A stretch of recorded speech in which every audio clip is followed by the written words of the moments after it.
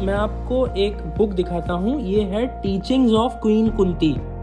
ठीक है, इसमें पांडवों की माता जी कुंती माता की सारी टीचिंग्स जो उन्होंने पांडवों को सिखाई, और जहाँ भी शास्त्रों में जहाँ जहाँ से उसका उल्लेख आता है कुंती की बातों का, उसको इस किताब में दिया गया है ज़्यादातर बातों। और मतलब वो एक तरह से बहुत ही, एक तो वो रानी थी और उसके बाद पांडवों की माता थी, तो इतनी एक्सपीरियंस्ड लेडी, उसका सारा कोट्स और उनकी सारी बातें इस बुक में दी गई हैं। इसको भी मैं इसकी अलग सीरीज़ बनाऊंगा, भगवद गीता के साथ साथ इसकी अलग प्लेलिस्ट बनाऊंगा, टीचिंग्स ऑफ क्वीन कुंती, और इसको हम लोग डिस्कस करेंगे। इसके बारे में 2-4 कोट्स लेके उसको इलेबोरेट करूंगा और उसका विवरण दूंगा। तो इसको मैं आपका इसके बारे में थोड़ा सा इंट्रोडक्शन दे देता हूँ। Queen Kunti's prayers recorded and immortalised in the Shrimad Bhagavatam, India's greatest philosophical and spiritual classic, are the simple and illuminating outpourings of the soul of a great and saintly woman devotee. They reveal both the deepest transcendental emotions of the heart and the most profound philosophical and theological penetrations of the intellect. Her words have been recited, chanted and sung by sages and philosophers in India for thousands of years.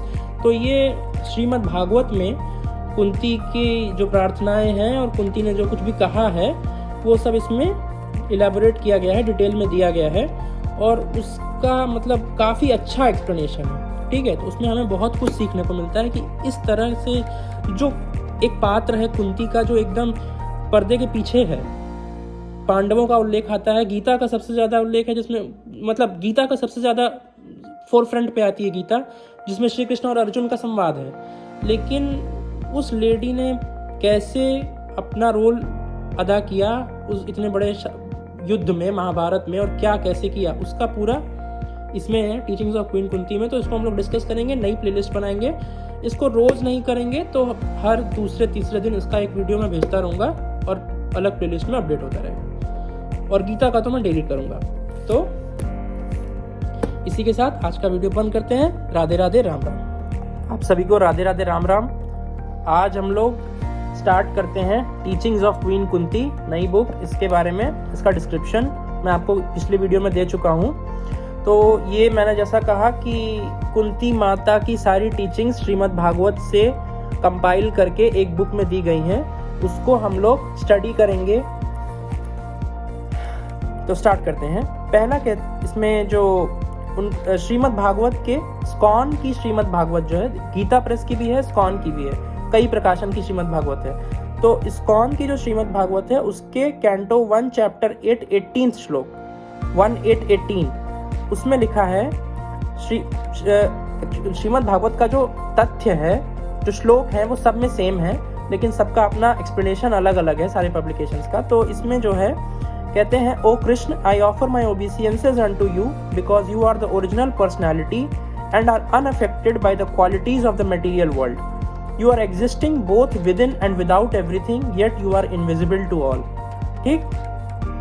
तो अब इसमें कुंती माता कृष्ण को अपना offerings दे रही हैं, है ना, जबकि ओबिसियंसेस ऑफर कर रही हैं, मतलब अपनी प्रेयर ऑफर कर रही हैं, जबकि वो उनको बुआ बोलते थे। ठीक है, तो ऐसा क्यों?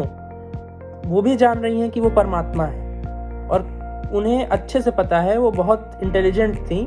ठीक है, तो फिर भी वो उनको ऐसा क्यों कह रही हैं? क्योंकि इसमें दो चीज़ें आती हैं। हमें हर पर्सन के अंदर, हर व्यक्ति के अंदर उसी परमात्मा को देखना है, लेकिन बाहर से हमें उससे वैसा ही आचरण करना है जैसा कि हमें संसार के नियमों के हिसाब से आचरण करना चाहिए। जैसे यदि हम कहें कि हमारे हाथ में परमात्मा का वास है, और हम कहें कि शीशे में, आईने में भी परमात्मा का वास है, तो अब हम अपने हाथ में तो अपना चेहरा देखेंगे नहीं, देखेंगे तो केवल शीशे में ही देखेंगे। तो इसी प्रकार से जिससे जैसा आचरण करना चाहिए वैसे ही हमको अपना आचरण रखना है, लेकिन परमात्मा को देखना है उसमें। तो वैसे ही वो कृष्ण में जान रही हैं कि कृष्ण ही परमात्मा है, वही परम ब्रह्म है, अवतार लिए हैं, लेकिन वो बुआ भतीजा का जो अपना रिलेशन है वो रख रही हैं, पर जब उनसे वो बात कर रही हैं तो उनसे वो अपनी प्रेयर ऑफर कर रही हैं। कहती हैं, you are the original personality and are unaffected by the qualities of the material world. कह रहे हैं आप ही ओरिजिनल पर्सनैलिटी हैं, आप ही परमात्मा है, परम तत्व है। लेकिन और ये भी कह रही हैं कि you are unaffected by the qualities of the material world, यानी आपके ऊपर माया का कोई प्रभाव नहीं है। ठीक है, you are existing both within and without everything. ये बहुत बड़ी बात है, you are existing both within and without everything, मतलब आप हर व्यक्ति वस्तु स्थान के अंदर भी हैं और आप हर व्यक्ति वस्तु स्थान के बावजूद भी आप हैं, मतलब आपको किसी की आवश्यकता नहीं है, कोई न रहे तो भी आप रहेंगे।